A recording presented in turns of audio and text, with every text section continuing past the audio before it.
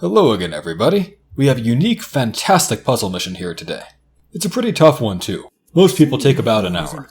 They say we sailed here rather than sky passaging. One thing I don't like as much in the expansion campaign is that armies seem to get from place to place nigh instantly without good explanations. The map is completely divided by the cliffs he mentioned, which makes for a unique puzzle gimmick.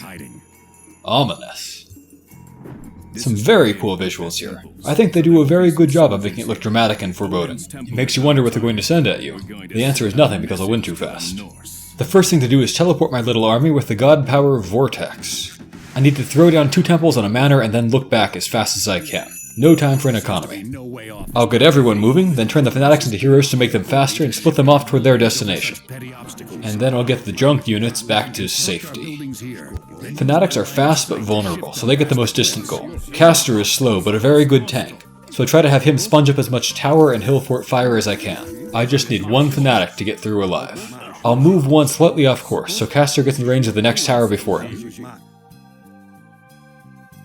There. That worked perfectly.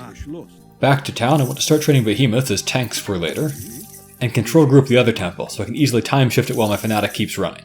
Alright, there's a good place to time shift it. Time shift is a Chronos ability that lets you teleport your buildings. Those Ulfsorks are not very dangerous, by the way. The enemy's in the Archaic Age, so their attack just tickles. The tower, on the other hand, could ruin everything by killing this fanatic. So I'm going to grab that Bridle of a Pegasus relic, which is one of the few non-random relics on the map. I'll put it in the temple once it finishes shifting. They've got a big army chasing Caster. Okay, the temple's finished, I can put in that relic.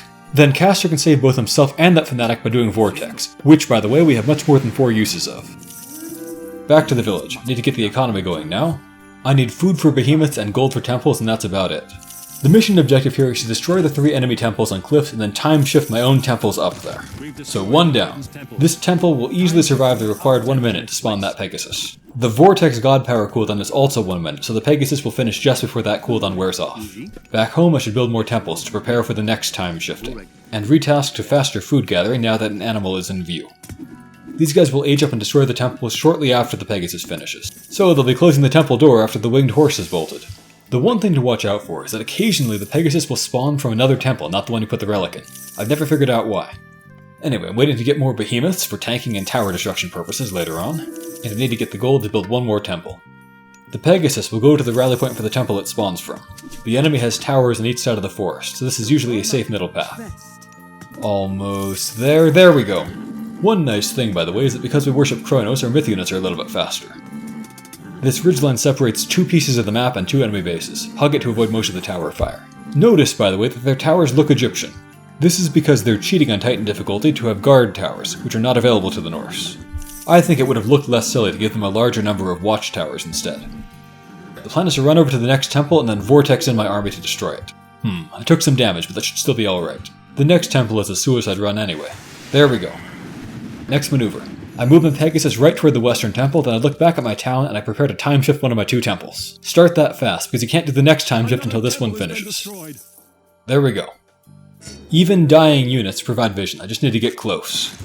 Perfection. As you can see, what Deconstruct does is basically delete an enemy building. It gives them back the resources, but that's still hugely powerful. You can even use it on fortresses. And you get 3 uses with a 4-minute cooldown. Probably the most powerful Archaic Age god power in the game overall. You might notice, by the way, that there is a substantial delay between finishing moving one of your temples and the game recognizing that you have a temple in place. This can cause some problems if you don't know about it before your next move, which is to teleport the army next to this tower, Odin's tower, which I think looks very cool with the circling ravens, by the way.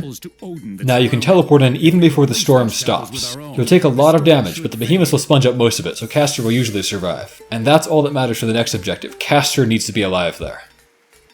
Come on, come on, come on. There we go. The storm should stop momentarily because the temple's done. Perfect. The tower is invincible. We need to wait until they give us the god power, which they're talking about as if we already have it.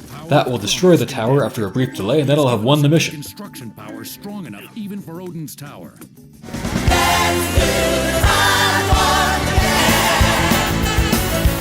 This is a cool moment when the enemy suddenly burns this forest and charges through. But this time, they're too slow to even begin their attack. This is a new speedrun world record. My strategy beats the previous Titan difficulty record holder by 2 entire minutes, and even shaves 4 seconds off the easy mode time. Have a great day, everyone!